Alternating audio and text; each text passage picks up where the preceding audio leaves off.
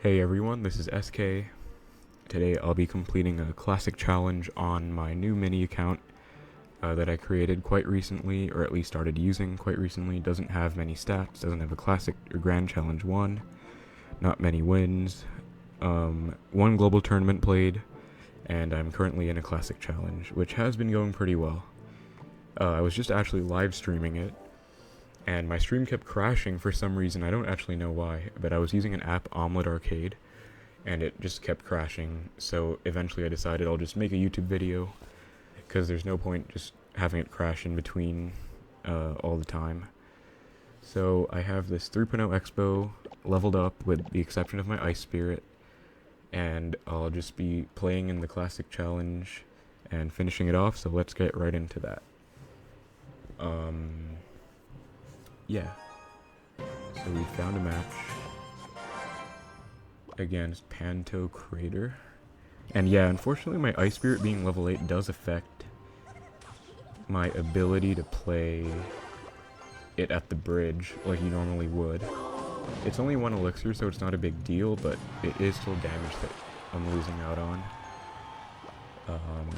He goes for archers, so this could be a mirror match, but I don't think he would have been leaking if it was a mirror match, so I'll have to see more cards to decide what it is. I see Archer's Mega Minion. I'm gonna say it's either and Cannon Cart. So it's most likely gonna be a graveyard deck.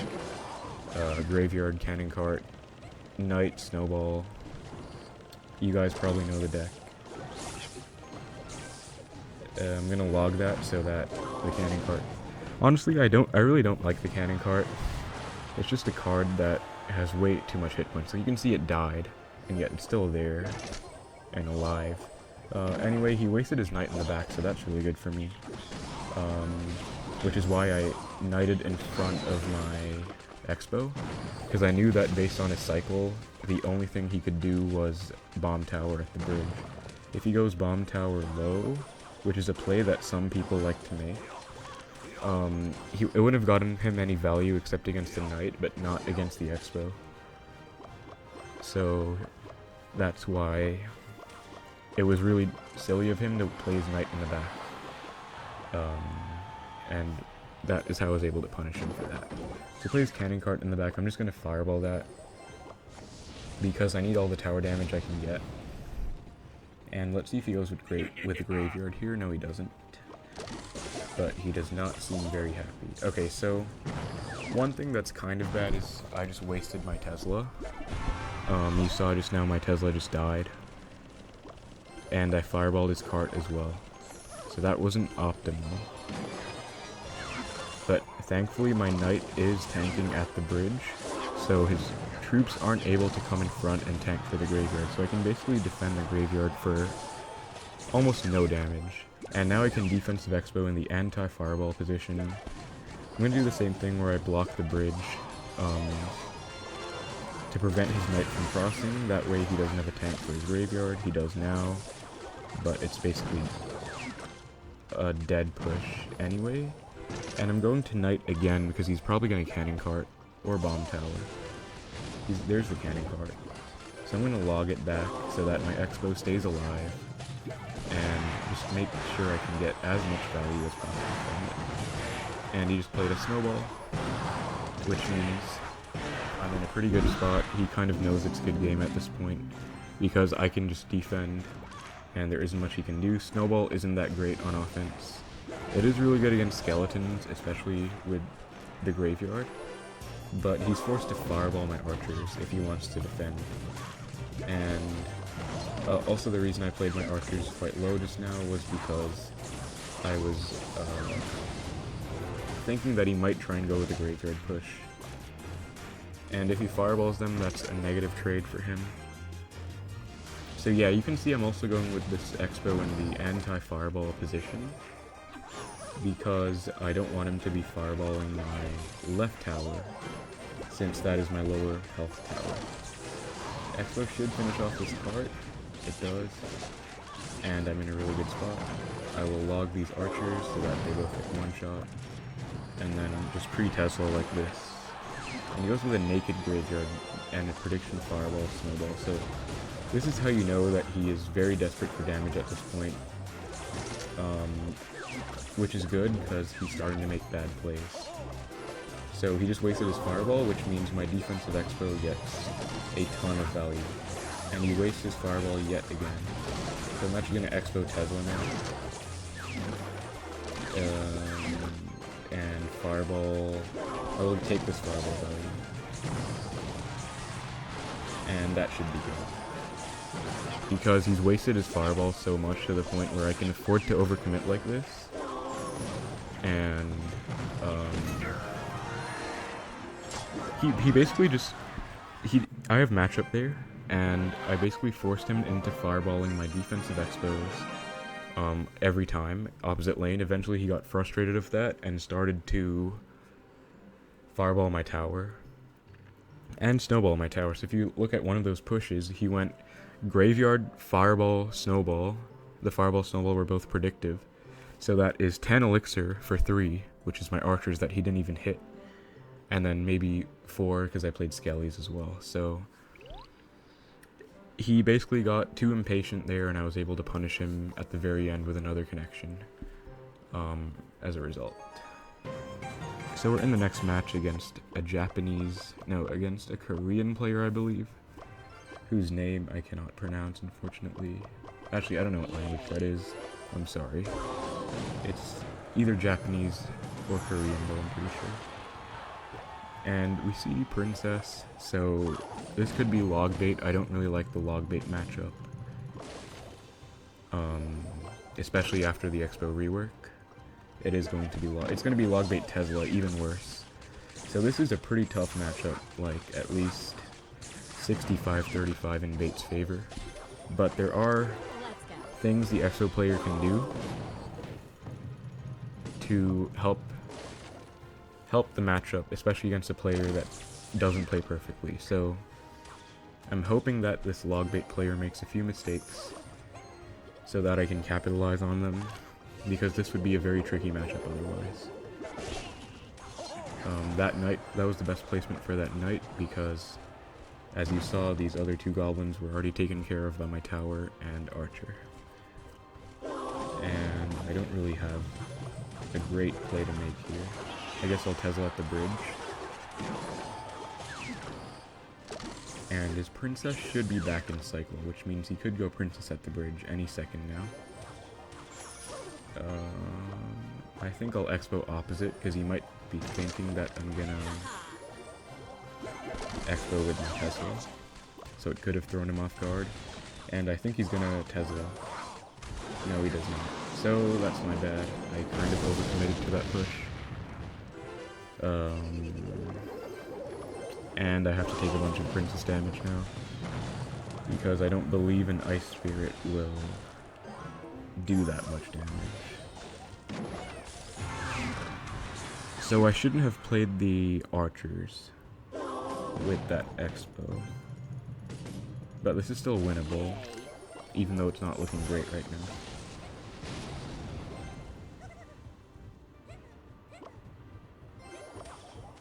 Level 8 Ice Spirit always hurts. That does... Okay, I thought it was a tricky barrel for some reason, it's not. But I will go in now and fireball tower because I need damage. And I was really hoping he would Tesla, which is why I played the archers, but he didn't, so that's unfortunate for me. But Knight might get 2 hits on that tower. 1 hit, alright. That barrel is a bit low, which is why I played my log a bit low. And I will just follow the cycle at this point. Hopefully he rockets my tower. Okay, he predicts my Xbow. That's well played by him. I kind of have to let this die now. Yeah, I do. I have to let it die. So that was a really well played Goblin Gang, and we can unfortunately afford to go in with that rocket too. So, but he won't be back to rocket for a while, I think. So that's the silver lining of this. Alright, he's actually back to rocket. My bad. This is not looking great. But I'll split archers in case it goes princess at the bridge.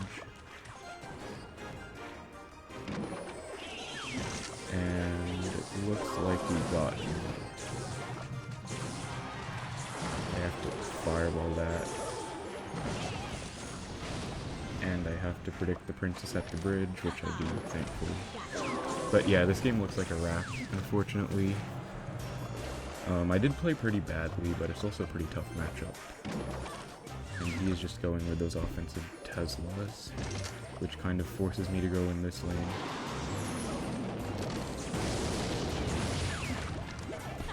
So I think what I'll do is I will do this, and then go in, and we'll take a few volumes because of that, unfortunately. But I'll go in again. He's probably just going to get back to Rocket. Because there's no reason for him to rocket my towers. But I can still try. But he will just be able to play a low knight instead. So this is going to be a good game. And well played by my opponent. And although he does counter me, he still played it pretty well. So I can't really be too upset with this loss. I did overcommit to a few of my Xbows predicting his Teslas, so that was a bit too aggressive of me. But we're still in the Classic Challenge, 10-2. 2 wins to go. Let's see if I'm able to get them. Queue time is not usually this long in Classics.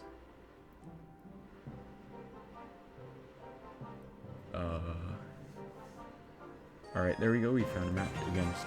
This time I can say with more certainty that it's a Korean name, at least. So let's see what he has. Not playing anything could potentially be a heavy deck. Hoping it's not Golem, because I would not like to play against Golem right now. Hunter, so could still be a bunch of things, but could potentially be RG, I guess. Maybe that's why he was leaking. So let's hope it's RG Fireball and not RG Earthquake. And it's going to be Graveyard, so likely Mega Knight Graveyard, actually. Let's see if he overcommits to this Graveyard. He does with that Fireball. So I'm going to Expo right away. And get a connection for that. Ooh, he has Knight in time. But he's at roughly 2 Elixir or so, I'm pretty sure. Which is why I can play my archers. Knight was also pressuring the left a bit, which is why he didn't just get to play his Knight. And I'm going to play my Knight to maximize my Expo's offensive value. And that shouldn't get a hit, but would have been nice if it did, in all honesty. But yeah, we're in a really good position now because my opponent wasted a Fireball in his graveyard. He should not have played that Fireball, he should have just let his graveyard die. And I will Expo because it's the best card in my hand to use. He goes Hunter opposite, which is not the smartest play in my opinion because it gives me log value on one of those Zappies too. But I will force him to Fireball this now. He does not, and he might lose off this push because he didn't Fireball. Yeah, it looks like he's lost. So my opponent was a bit too greedy, thinking he could get away with a snowball on my Expo, which was obviously not the case. And that is why his tower is now down. Zaki's graveyard at the bridge. I didn't even need that Fireball, but I just wanted to, just to be safe. And I can play an Ice Spirit to take care of a skeleton. His Fireball's out of cycle, so I can play my defensive Expo. Anti-Fireball placement. Not sure why I'm seeing a lot of Graveyard Fireball. I played against it a while ago as well. Maybe it's because the meta has a ton of Fireball bait cards, I'm not sure. I'll block his Knight at the bridge this time. And get back to another pair of archers for the graveyard. And that should be good for me. Hit the Fisherman too with that Fireball. And that's it. So, not much to say about that one. My opponent played a terrible Fireball in single Elixir, and I basically won the game off of that alone. But it is also a pretty good matchup for me. because I believe he has... Yeah, he has Snowball instead of Barb Barrel. Barb Barrel's probably a bit better against Xbow, considering... it's one of the better counters against Xbow.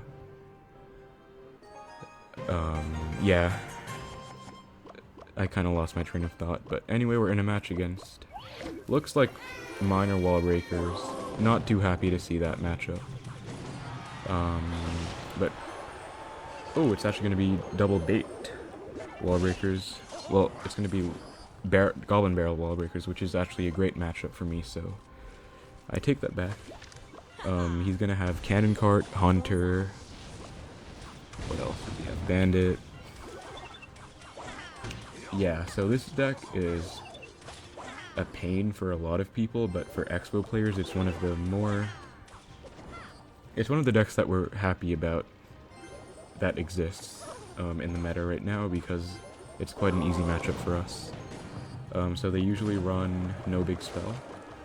He wastes a Hunter, I'm going to Xbow Knight to predict his Cannon Cart. And he's forced to cart low because of that. I will log the wall breakers, which will also hit the Cannon Cart and kill it.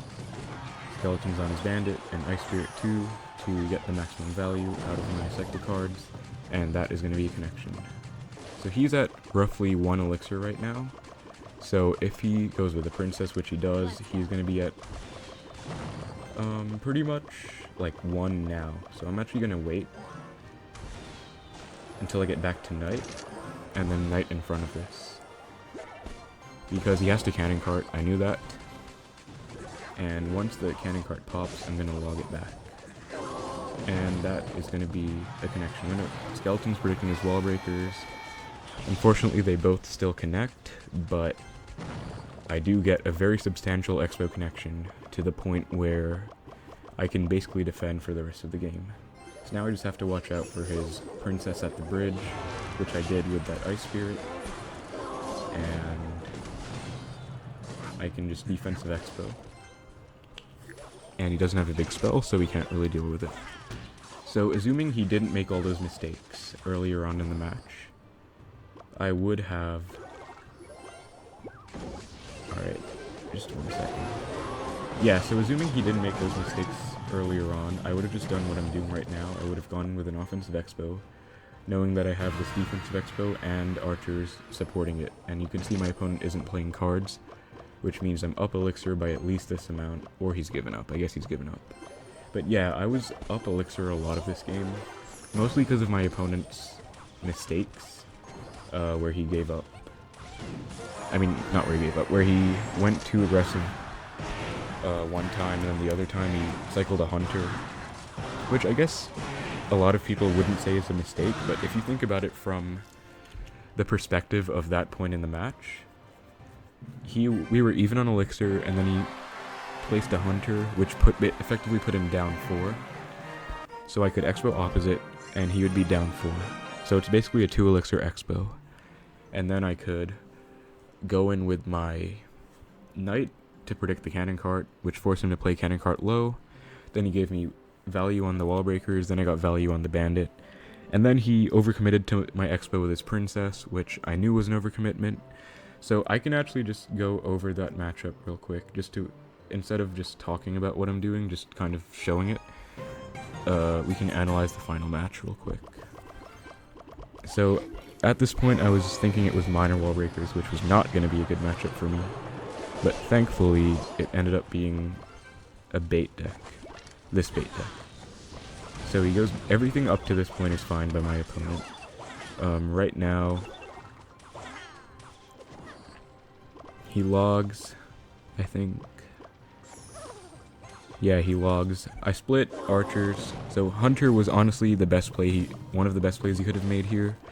It's just unlucky that it is what it is, because it was a very bad play in this exact situation. Even though it's not necessarily a bad play, I would say I would probably make the same play. But yeah. That is why split archers are so powerful, because he had to Hunter against one of them, and then he's effectively down 4, I'm only down 1.5, because one of the archers is still alive in the right side. And you can see now what I'm talking about. I knew he was very low on elixir, so I was going to see if he was going to princess or not. And I could also tell from the timing that he played princess that he was down that much elixir, because he had to wait that long to play the princess. So with all this in mind, I could have Xbowed at the bridge right now and he wouldn't have had enough for cannon cart. But I wanted to be 100% certain that I was going to take his tower pretty much. So instead of risking him going with a hunter, skeletons, or whatever, I just waited till I could get to 9 elixir. And then, as you can see here, I Xbowed at 8 elixir, which meant I could afford to play a knight right in front afterwards. So he went cannon cart at the bridge, that was his only option. And he basically lost the game now. So that's pretty much game at that point. After that, all that there was to it was me going defensive Xbows and spell cycling. And if you didn't make those mistakes in single, I would have just gone with defensive Xbows and then went offensive Xbows afterwards once I had an advantage. Anyway, that does give us the 12-win classic challenge in our first classic challenge on this account, so let's just open up the chest. We do get double musketeers, that's interesting, I guess. And we did also get the badge for the classic challenge, as well as the 12 max wins. And that should wrap up this video. So I did end up getting the 12 win on my account with 3.0 Xbow cycle. I was able to get it in the end. I did lose to Logbait Tazlo, which is a pretty bad matchup, but I did also play badly.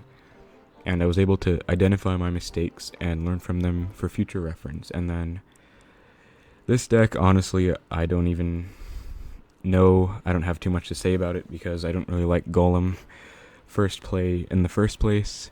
And I don't really like Golem in general, but I'm not upset about this loss. So it's alright. And then I did win all these games prior.